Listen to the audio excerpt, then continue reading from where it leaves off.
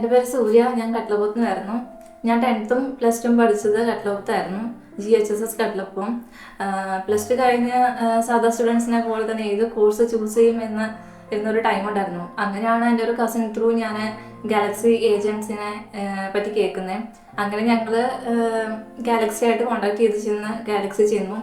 അവിടെ ചെന്നപ്പോഴത്തേനും അവിടെ കുറേ കോഴ്സസ് അവൈലബിൾ ആയിരുന്നു. അപ്പോൾ അവർ കുറേ കോഴ്സിനെ പറ്റി പറഞ്ഞു തന്നു. അപ്പോൾ പറഞ്ഞപ്പോൾ തന്നെ ഞാൻ ചൂസ് ചെയ്ത കോഴ്സ് എന്ന് പറയുന്നത് BSc OT and AT ആയിരുന്നു. എൻ്റെ പേര് ഗിരിജ, സുരമോളുടെ അമ്മയാണ്. ഞാൻ സവിത എന്ന കുട്ടി ഞങ്ങൾ ഗാലക്സിയിൽ വെച്ചിട്ടാണ് ഞങ്ങൾ പരിചയപ്പെടുന്നത്. ഓൾറെഡി എന്താ വെച്ച് കഴിഞ്ഞാൽ മോളുടെ അഡ്മിഷൻ്റെ കാര്യങ്ങൾക്ക് ഞങ്ങൾക്ക് ഗാലക്സിയിൽ പോയപ്പോഴാണ് നന്ദകുമാർ സാറിനെയും അതുപോലെ സവിത എന്ന കുട്ടിയെ പരിചയപ്പെടുന്നത്. നന്ദകുമാർ സാറിൻ്റെ ഭാഗത്ത് നിന്ന് നല്ല രീതിയിലുള്ള ഇതായിരുന്നു ഞങ്ങൾക്ക് അവിടെ ഉണ്ടായിരുന്നത്. അതുപോലെ തന്നെ സവിതയെക്കുറിച്ചും പറയാതിരിക്കാൻ പറ്റില്ല, പറയണം. സവിതയുടെ ഭാഗത്തു നിന്നും നല്ല രീതിയിൽ തന്നെയായിരുന്നു ഞങ്ങൾക്ക് അവിടെ നല്ല സപ്പോർട്ടിങ് കെയറിങ് തന്നെയായിരുന്നു. അതുപോലെ നന്ദകുമാർ സാറിന് ഒരുപാട് പറയാതിരിക്കാൻ ഒട്ടും പറ്റില്ല.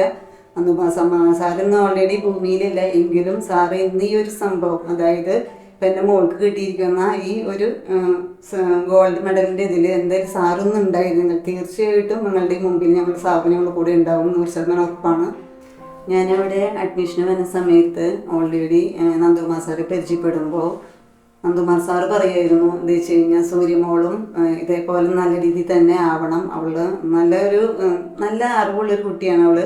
ഓൾറെഡി അവൾ എന്താ വെച്ച് കഴിഞ്ഞാൽ അവൾ അവിടെ പോയി പഠിച്ച് അവൾ നല്ല രീതിയിൽ നല്ല മാർക്കായിട്ട് മേടിച്ച് വരികയാണെങ്കിൽ തീർച്ചയായിട്ടും ഞങ്ങൾക്ക് എന്തായാലും ഗാലക്സിയിലെ ഒരു സമ്മാനം എന്തായാലും അവൾക്ക് കൊടുക്കും. നന്നായി തന്നെ പഠിക്കണമെന്ന് അവളോട് ഞാൻ പറഞ്ഞിട്ടുണ്ടായിരുന്നു. അങ്ങനെ ഒരുപാട് കാര്യങ്ങൾ നന്ദകുമാർ സാറിൻ്റെ ഭാഗത്തു നിന്ന് നല്ല സപ്പോർട്ടിങ് ആയിരുന്നു. അതിനിടയിൽ ഞാൻ വിളിക്കുന്ന സമയത്തായാലും നല്ല രീതിയിൽ തന്നെയായിരുന്നു സാറ് സപ്പോർട്ട് ചെയ്തുകൊണ്ടിരുന്ന കുട്ടികളുടെ കാര്യത്തിൽ. അങ്ങനെ ഞാൻ BSc OT and AT കോഴ്സാണ് ചൂസ് ചെയ്തത്. അങ്ങനെ സേലത്തുള്ള Shanmugha college of allied health science ഞാൻ അഡ്മിഷൻ എടുത്തു. അങ്ങനെ അവിടെ ജോയിൻ ചെയ്ത് കഴിഞ്ഞാൽ സാധാ എല്ലാ സ്റ്റുഡൻസിനെ പോലെ തന്നെ ടെസ്റ്റ് ആയതുകൊണ്ട് കുറച്ചൊക്കെ അടിച്ച് പൊളിക്കാം എന്നുള്ള ഒരു മൈൻഡൊക്കെ ആയിരുന്നു പോയത്. പക്ഷെ എങ്കിൽ പോലും അവിടെ ചെന്ന് പഠിക്കണം, എനിക്ക് എൻ്റെതായ ഒരു ലക്ഷ്യബോധം ഉള്ളത് കൊണ്ട് തന്നെ ഞാൻ ഇപ്പോൾ അവിടുത്തെ ഒരു ഗോൾഡ് മെഡൽ വിന്നറായിട്ടാണ് ഇപ്പോൾ ഞാനിവിടെ ഇരിക്കുന്നത്. അങ്ങനെ ഈ ഒരു അച്ചീവ്മെന്റ് കിട്ടിയ സമയത്ത് എനിക്ക് ഓർമ്മ വന്ന മുഖങ്ങളിൽ ഒരു മുഖമായിരുന്നു നന്ദകുമാർ സാറിൻ്റെ. അങ്ങനെ ഈ സമയത്ത് സാറിൻ്റെ ഒരു അനുഗ്രഹവും പ്രാർത്ഥനയൊക്കെ എൻ്റെ കൂടെ ഉണ്ടെന്ന് ഞാനിപ്പോൾ ഉറച്ച് വിശ്വസിക്കുന്നു.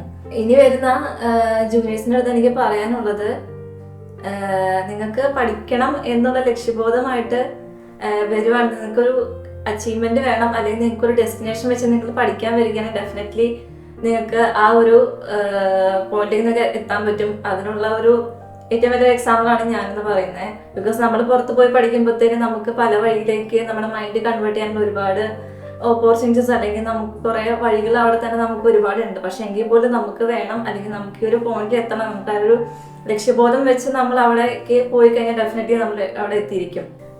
പ്ലസ് 2 ഡിഗ്രി ഒക്കെ കഴിഞ്ഞിരിക്കുന്ന എൻ്റെ അനിയന്മാർക്ക് എന്ത് ചെയ്യണം എന്ന് ഒരു ബോധ്യം ഇല്ലാതിരിക്കുന്ന ഒരു സമയം വരുന്നുണ്ടെങ്കിൽ തന്നെ ഡെഫിനറ്റ്ലി നിങ്ങൾ ഗാലക്സിയിൽ പോയിട്ട് ഒന്ന് എൻക്വയറി ചെയ്യണം.